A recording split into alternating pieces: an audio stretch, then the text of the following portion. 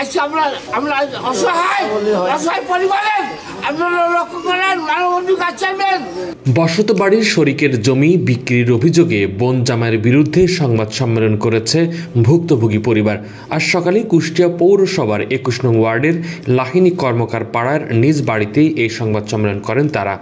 বোন জামাই লাহিনী বটতলা এলাকার ডিশ ব্যবসায়ী আশার বিরুদ্ধে সংবাদ সম্মেলনে বদরউদ্দিন বলেন, তার মাকে বাসা থেকে তুলে নিয়ে গিয়ে জোরপূর্বক আটকে রেখে ভাই বোনের শরিকদের জমি বিক্রি করে দেয় ডিশ ব্যবসায়ী আশা।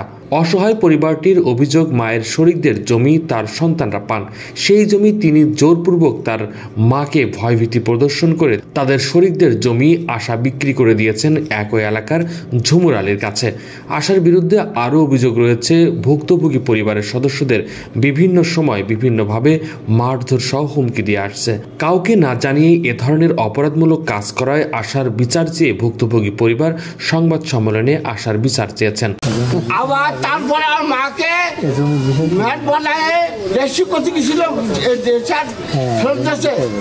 রেজিস্ট্রি অফিসে ফেরত দেওয়ার পরে সে 3 দিন পরে রেজিস্ট্রি কিভাবে করলো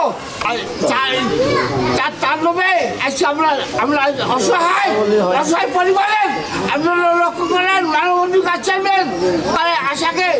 আশাকে প্রশাসন বিভাগরা সবাইকে আশাকে অ্যারেস্ট করেন সব তদন্ত করাবে।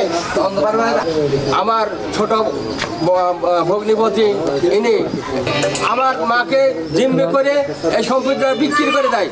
আমরা পরে জানার পর আমার মা এবং পাড়া প্রতিবেশী সকলকে দিয়ে আমি আমার মাকে উদ্ধার করতে গেলে আমার মা হচ্ছে আমাদেরকে চেনে না কারণ একই কারণ, তাকে নিয়ে যায় যারা মেডিসিন প্রয়োগ করে আমাদের প্রতি ঘৃণা জন্মে যায় এবং ম্যাজিস্ট্রেট এই জমি বিক্রি করার কারণে ম্যাজিস্ট্রেট 2 তারিখ করে ফেরত দেয়। সেই জমি কি করে আবার পরবর্তী রেজিস্ট্রি হলো, এটা আপনাদের কাছে সাংবাদিক ভাইদের এবং প্রশাসনের কাছে আমার এটাই আবেদন যে এটা সেই জমি আবার বিক্রি হয়ে করছে। আবার মাঝখানে আমরা জানতে পারলাম আমার দাদিকে সে নিয়ে যায়। আশা নিয়ে যাওয়ার পর সে আমার দাদিকে নিয়ে যাওয়ার পর বাইরে আমরা শুনতে পাই যে জায়গাটা বিক্রি হচ্ছে। তো এই বিক্রি যখন হচ্ছে তাহলে আমরা তো এই বাড়ি বসত করি নাকি, আমরা এই বাড়ি বসত করি, এই বাড়িতে আমরা এখনো আছি, আমাদের পৈতৃক সম্পত্তি এই ভিটেটা। কিন্তু আমাদের যে বিক্রি হচ্ছে সে আমাদের কখনো বলি নাই, আশা বলি নাই এবং যে কেনছে সেও আমাদের কখনো বলি নাই। আমাদের পাড়া প্রতিবেশী তারা তো আর ওই লন্ডন থাকে না, তারা তো এখানেই বাস করে। সে তো বলতে পারতো আমাদের যে তোমাদের এই জায়গাটা তো বিক্রি হচ্ছে, আশা তো আমাকে বলেছে জায়গাটা কি এখন তোমরা কি বলছো, তোমার মা তো জায়গাটা বিক্রি করে, এটি তো বলার কর্তব্য তাতে ছিল এবং আশারও ছিল, যে কেনছে সেও তো ছিল।